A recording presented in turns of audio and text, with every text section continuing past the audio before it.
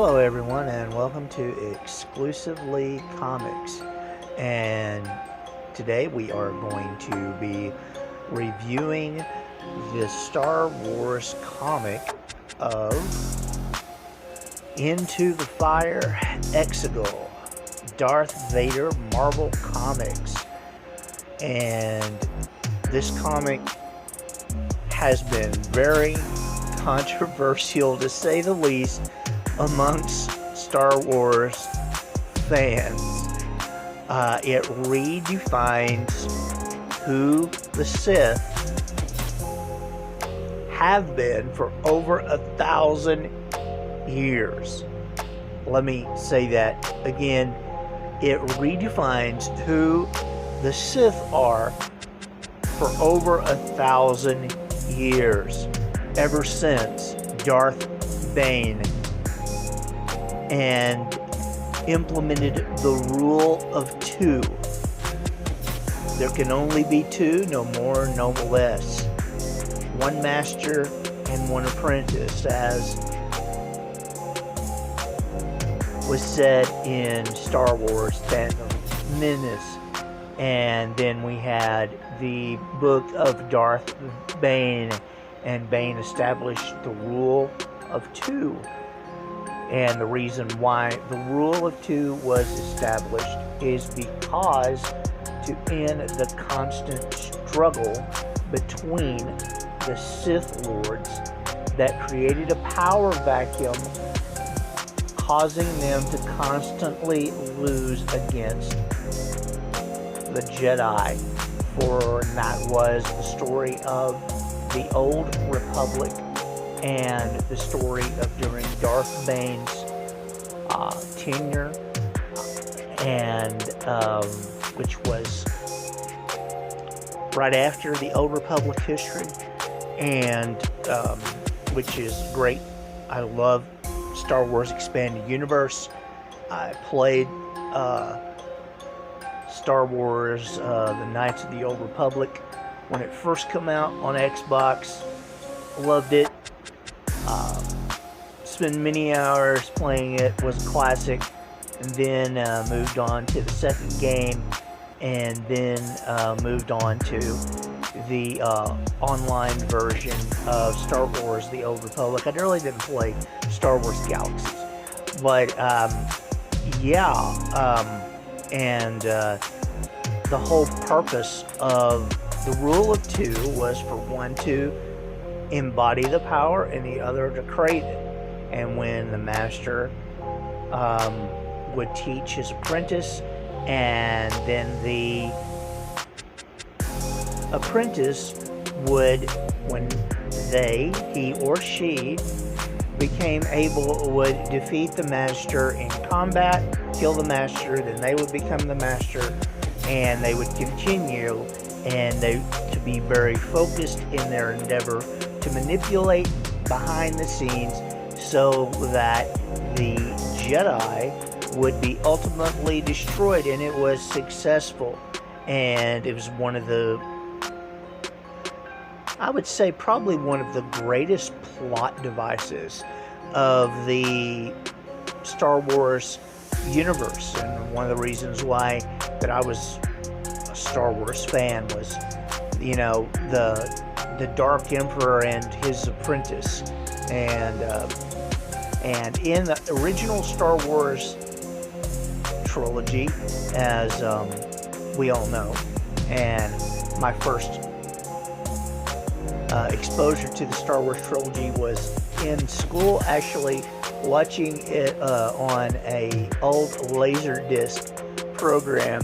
That's how old that I guess that I give away my age. And it was we watched it as class, and then of course I've watched it many times since then. Ever so often I find myself watching the original trilogy over and over. But the one thing that we grown accustomed to was Darth Vader's ultimate devotion to the Emperor, and And this, you know, he would try to challenge, but I'm sure that he had tried to challenge many times in the expanded universe. But here now we have this comic, and according to this comic, which is supposed to be the new canon, Exegol, as we all know, is trying to, and that was the secret hideout of Emperor Palpatine and his in the new Star Wars trilogies, which they threw together. And I'm not going to give an opinion on that, but you know, for what it was, I guess, okay. You know, it was Star Wars, but it was kind of a cheesy, you know, giveaway. You know, trying to fix the mess of what The Last Jedi was. So now here we have this comic book, and the comic starts off with Darth Vader coming to Exegol by the way of the Wayfinder, and he had found his way there by defeating this supposedly not really apprentice, but by defeating this guy, which was in the last episode, which I didn't cover, and I have yet to read. I guess it's Ochi. I guess of Beast Tuna. Okay, and so he comes before the Emperor and said that Darth Vader's on the way, and the Emperor says, "Yes, I know," and the Emperor's there, and on Exegol, which I don't know how he got there, but maybe he has a secret doorway to Exegol, I don't know. And then all these beasts attack, and the Emperor goads Darth Vader, and Darth Vader announces that he's no longer his apprentice, and he's ready to break off from the Emperor, and but because of his attempts on his life, but the Emperor's always testing him, and I guess we get a clue why the Emperor's always testing him. And anyway, he leads Darth Vader down a hallway, I guess supposedly the same hallway that you know, Kylo Ren followed in the Rise of Skywalker. And then he is met, and Darth Vader is trying to fight his way to the Emperor, I guess, yeah. And the Emperor ominously just walks away from him, won't fight him. And he's going through his lab, I guess the lab that we saw in Rise of Skywalker, and there is a huge reveal there. This is controversial, to say the least, of what the Emperor has been using for cloning. And we see a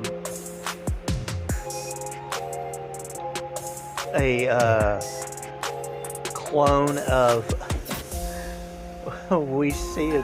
Snoke, and then we see this other item that he's been cloning from, and you know, I just don't know really how to explain what this is. You're just gonna have to read it to find out. I'm not gonna reveal everything, but he goes through and fights all these, I guess they're sort of clones, and they are these dark acolytes of the Emperor, and they're not armed with lightsaber, but they're armed with electro staffs. You know, those staffs that General Grievous used. His little robot people, droids that he had with him. So these are armed with those, and Darth Vader goes to them, and then he's met by a sea of dark acolytes again, and they're not armed with lightsabers. But the gist of this is that, and I will reveal this, that the Emperor reveals that any one of these could replace Darth Vader at any time. And the reason why I suppose they couldn't replace Darth Vader now is because that they have a lack of knowledge. And, you know, you take a look at these. They're all dressed like Sith apprentices. I wonder if these are vibrato swords, or short swords, or knives, rather. They don't even have knives in these. And Darth Vader, and he looks pretty haggard here.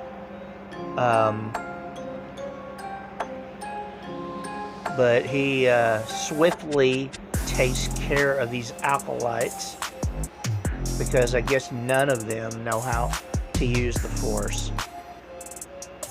But my question and my argument here is that the reason why this completely reestablishes the rule of two, and goes back to that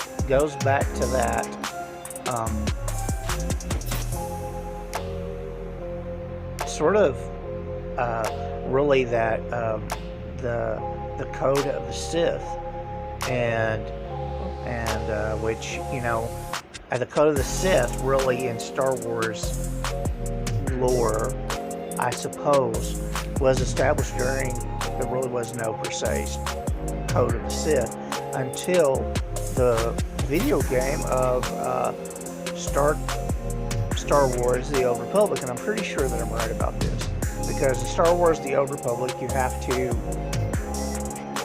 you know, train as a Dark Jedi, or not Dark Jedi, but you have to train as a Sith apprentice and go through the Sith School, which is pretty cool. And so if anybody has spent very much time playing that game, you're pretty much have an imprint upon your mind of what the Sith code is, which is, you know, I'm wondering if there's any teaching of the Sith code, or said that all of these dark acolytes are constantly after and vying for Darth Vader's spot. That if they can kill him, then they can assume his spot as a Sith. That there are only two Sith, that there are many dark acolytes. And, you know, that really just kind of negates of what the whole rule of two philosophy that the Sith was built upon.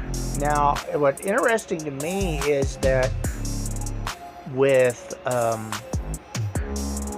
Darth Sidious, the Emperor, is he's reestablished here. You know, we saw all the CGI Darth acolytes that was there, that died at the end of, no spoiler words, alerts, died at the end of the Rise of Skywalker, where the Anointed One, Rey, defeated the Emperor. Spoiler alert there. But I don't want to get into that. But the reestablishment of all of these dark acolytes, they're really trying to justify the ending of the Rise of Skywalker, and trying to make it, you know, per se, they're, you know, that it is the canon. And, with all the rumors that are going around Star Wars that they're going to do away with the trilogy, then why would they come out with this comic that basically justifies the existence of Exegol and everything that's going on there, and the construction we see as we further go down and descend into the temple, the dark temple of Emperor Palpatine. We see these hundreds of ships that are there being constructed, and then Darth Vader learns of the planet killer gun that is going to be on all of them, which, justifying that. And then we come that there's this horrible evil that's here, and there we find the Emperor and we do not have a confrontation between the Emperor and Darth Vader, but we have him, I guess, submitting and flashing back to the end of The Empire Strikes Back. So he succumbs and again cows down to the Emperor's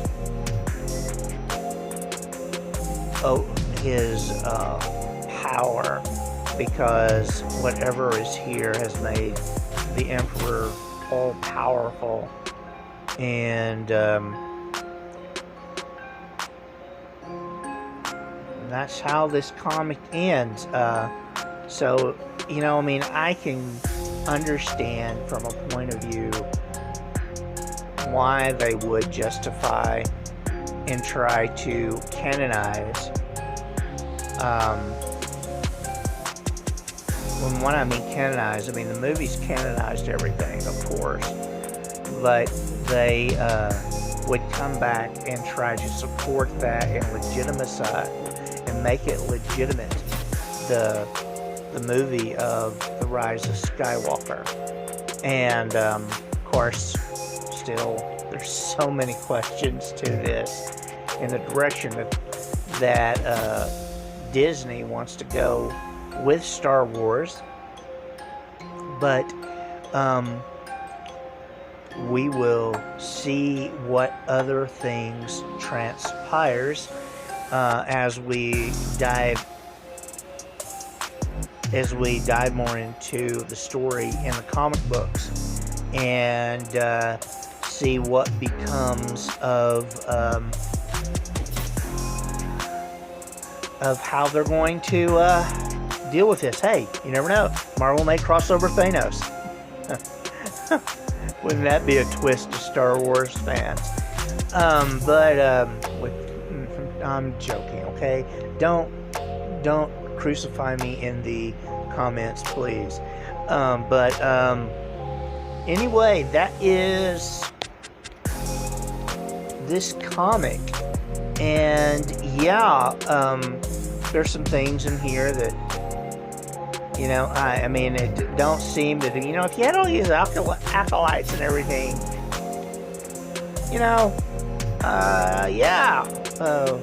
what would happen? It seemed like they would have lightsabers, for one thing. I mean, that's one thing that comes out of it. Of course, Darth Vader comes off as badass in the comic, but then he submits to the power of the Emperor, because he knows that he would never be able to defeat the Emperor here at Exegol, I suppose, and he could never do it alone. And then it reinforces Star Wars, where he's trying to get Luke to join him, and even in Return of the Jedi. But this is why Darth Vader is still loyal to the Emperor. So in a way, the rule of two is still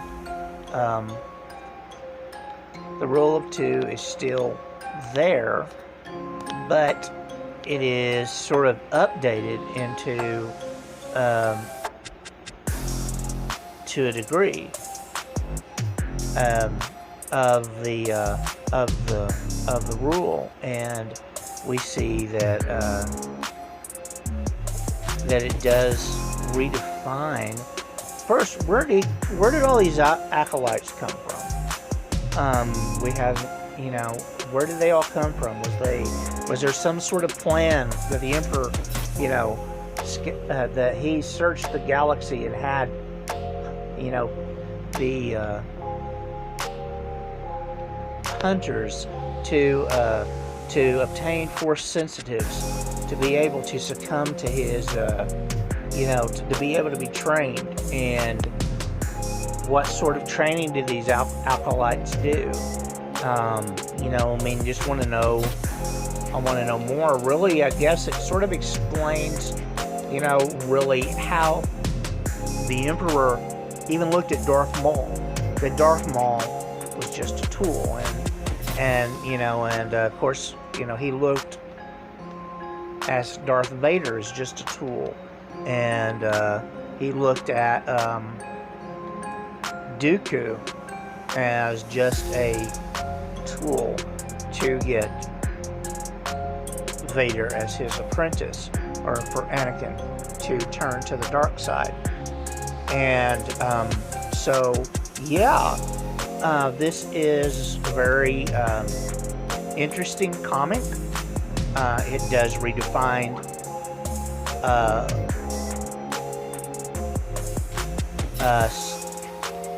Star Wars, and if this is the direction, it's Disney's IP. They can do whatever they want to with it, of course.